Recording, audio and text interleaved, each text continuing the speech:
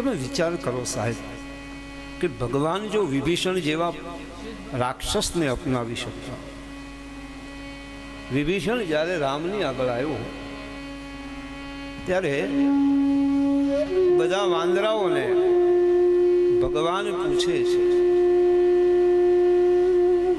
કે આ રાક્ષસનો ભાઈ છે. ધ્યાનથી આ કથાને સાંભળજો કે રાક્ષસનો ભાઈ છે અને આપણી આગળ આવ્યો છે, તો બોલો શું કરવું? એટલે બધા વાંદરાઓ પોતપોતાનો મત આપે છે.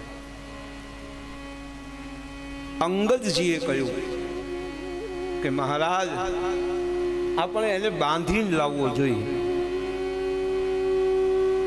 રામજીએ કહ્યું ઠીક છે. અને બધાયનું સાંભળે ને એ જ રામ.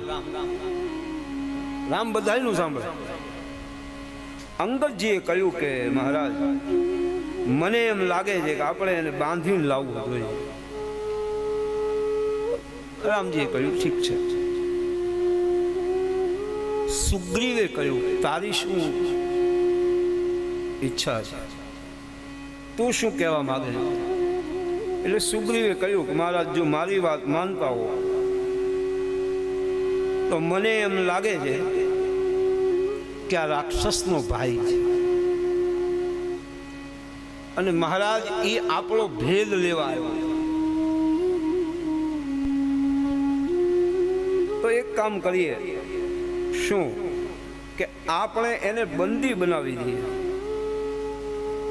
રામજીએ કહ્યું ઠીક છે. બધાને રામજી પૂછે કે શું કરવું? બધા વાંદરાઓ પોતપોતાના મત આપી રહ્યા છે.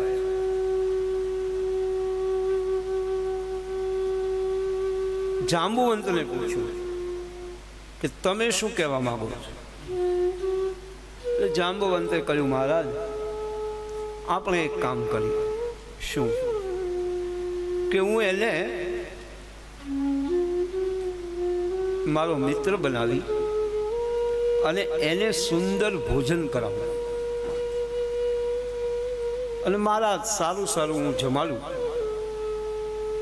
અને ભોજન કરાવતા કરાવતા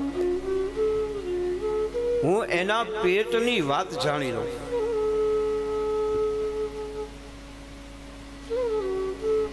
તમે અનુભવ કરજો, ક્યારેક ક્યારેક ભોજન પણ માણસને નડે છે સાહેબ.